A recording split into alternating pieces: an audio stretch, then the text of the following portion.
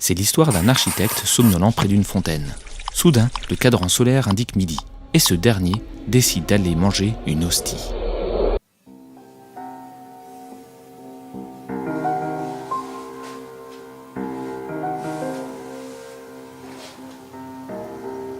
Paris, 3e arrondissement. Je me trouve dans la rue des Archives. Quelque chose qui doit te parler dans l'encyclopédie. Bien entendu, il s'agit de la principale source de connaissances des historiens. Et en parlant de connaissances, Oui, cette rue a porté plusieurs noms dans le passé. Rue des Jardins, rue des Billettes, ainsi que rue de l'Homme Armé. Car au XVe siècle, une taverne possédait une enseigne avec ce motif. oui, tout comme le lieu de notre première rencontre.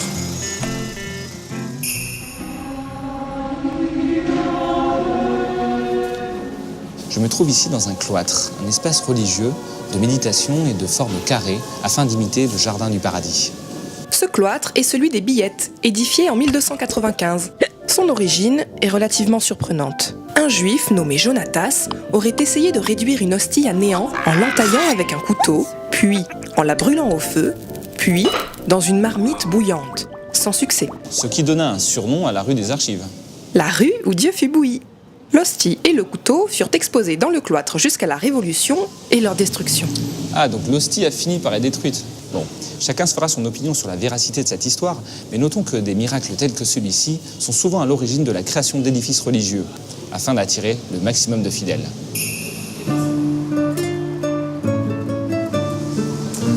Ici se trouve l'ancienne entrée de l'hôtel de Clisson.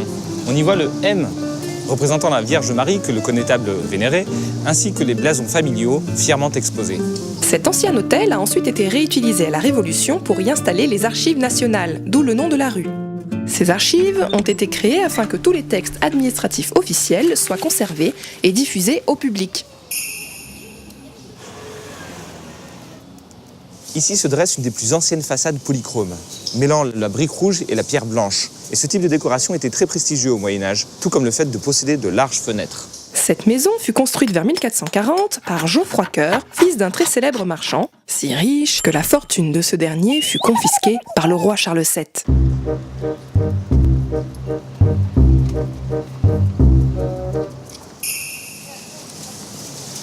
Cet ancien monastère abrite un cadran solaire, Paris en regorgeait auparavant.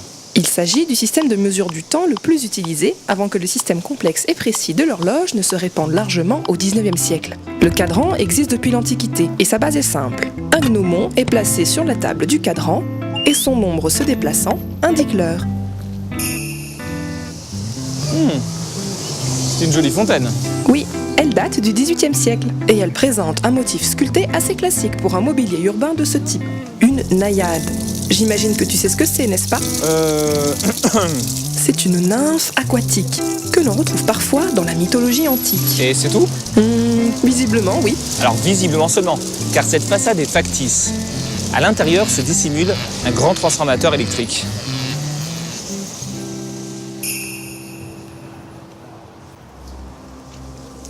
Alors ici vécut Jean Valjean.